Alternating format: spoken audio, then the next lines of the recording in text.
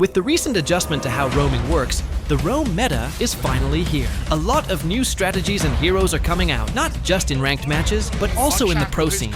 So, in this video, we're going to break down the new roaming mechanics and highlight the best heroes to pick for each map. Before anything else, roamers got a nerf on the XP they get from revealing, which makes hitting level 2 a bit slower. But it's still fine, since they can still get gold and XP from the minion wave. And it's still enough to reach level 2 early and set up an invade. That's also the reason why Hylos is making a comeback in the meta, as he is one of the strongest roamers when it comes to invading in the early minutes. Hylos is going to make a lot of jungle players cry in solo rank. Hylos is great on broken walls map because he can easily cut through and chase enemies no matter where they position themselves. And we all know that the faster Hylos can close the gap, the better. But he also works well on the expanding river map since it helps him rotate around the map much faster.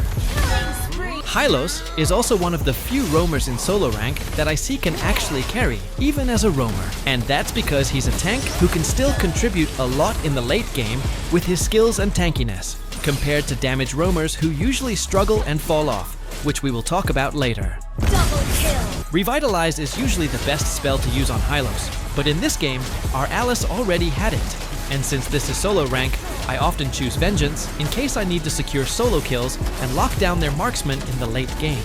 These are the best Hylos builds you can try out in your solo games. Similar to Hylos, Hilda is also one of the strongest heroes when it comes to invading and could even become part of the meta in international tournaments this season.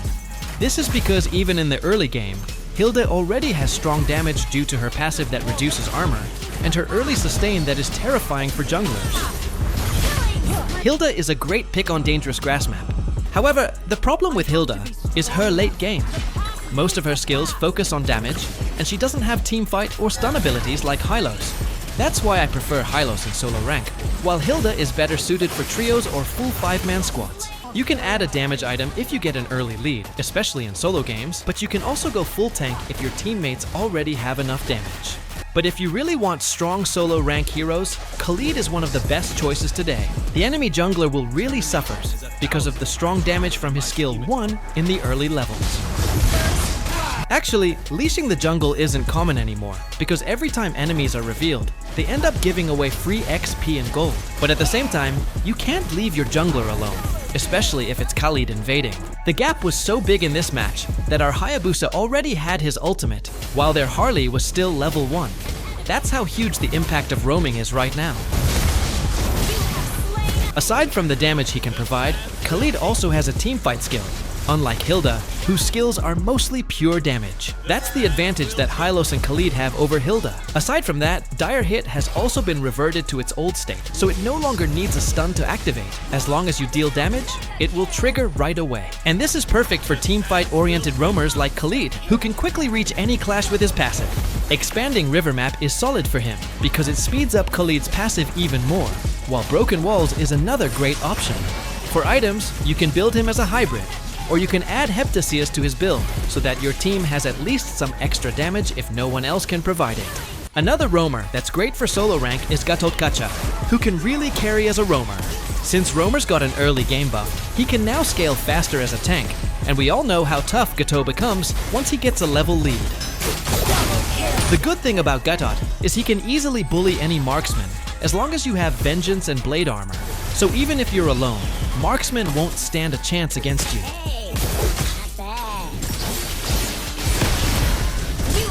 Even though he received a huge nerf in the recent updates, the changes for roamers had a big impact on Gatot, bringing him back into the meta.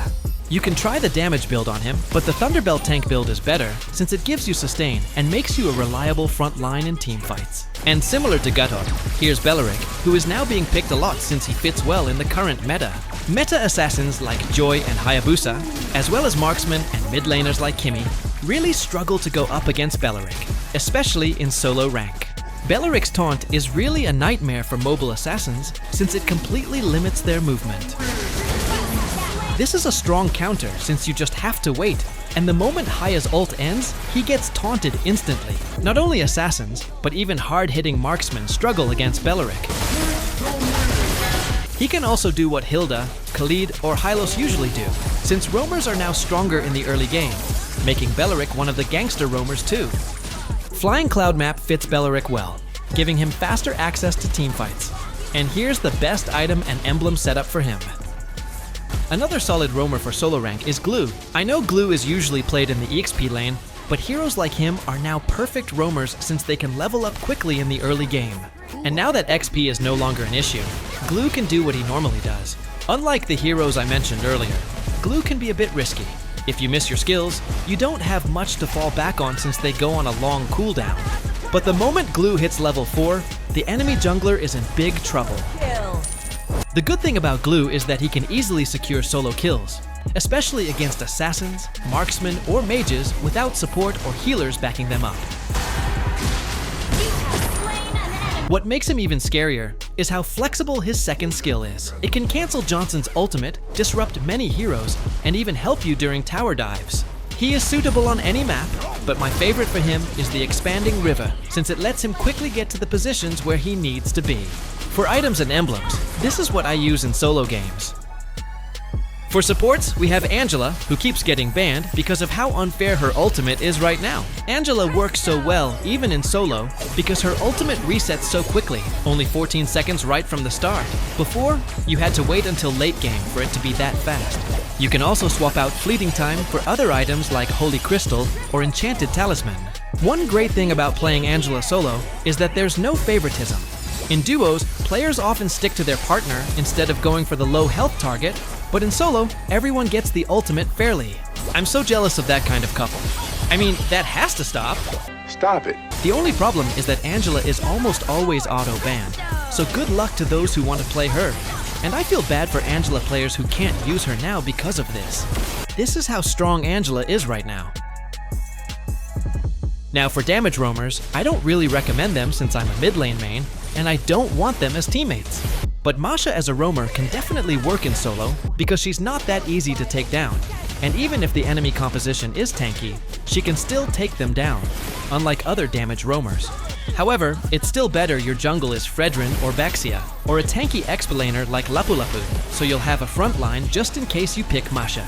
You can also pick Jawhead, and he works really well, particularly when the enemy has assassins, since his ultimate can reach them wherever they try to escape.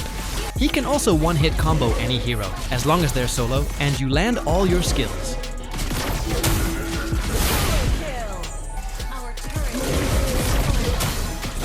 If you don't have a tanky hero, your items should be tank items so you have a front line. Otherwise, you'll struggle in the late game if your team is full of damage heroes.